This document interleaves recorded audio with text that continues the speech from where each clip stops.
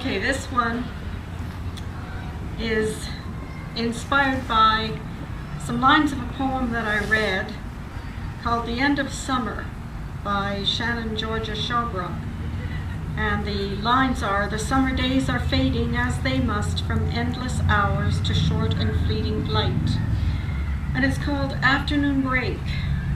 And it was based on the afternoon breaks that I take with my husband and mother in the garden. Late summer afternoon, we three gather on the vine-canopied patio for tea and fruit, abandoning the self-appointed tasks of the retired. The quilt, the garden pail, the book. The birds gather to feed, spit husks onto the ground. A hummingbird hovers amongst the fuchsias, oblivious to the heat. Bees line the edge of the bird bath, drinking and sunbathing. The cats abandon mouse patrol to lounge purring on the shaded bricks.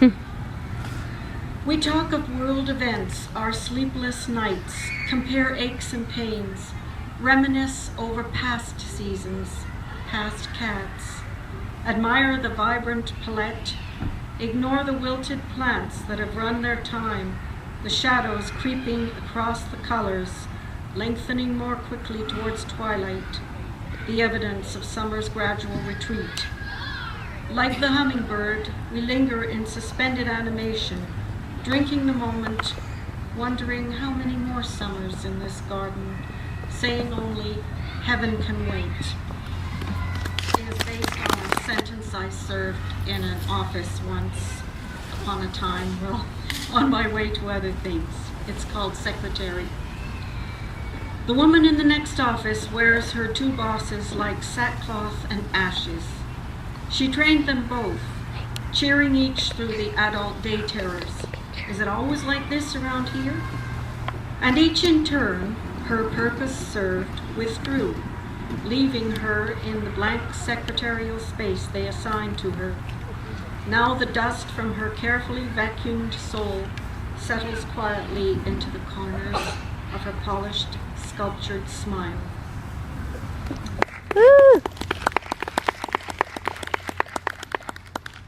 We once upon a time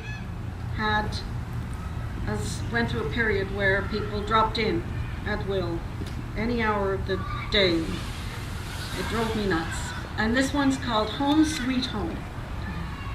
At the zoo, the cages have bars to keep people out.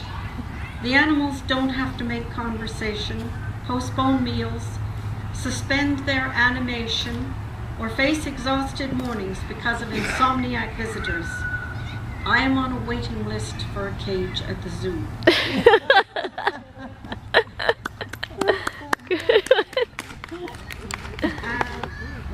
Okay.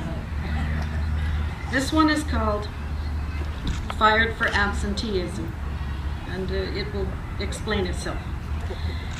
When I was little, my father came to visit, out bringing gifts, a one-door peddler with a case of samples for his favorite customer.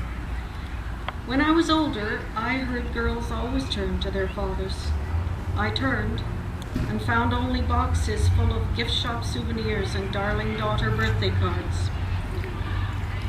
By the time I had grown up, my father had faded to a voice on the telephone who tied up the duty trunk lines on special occasions, threatening to visit.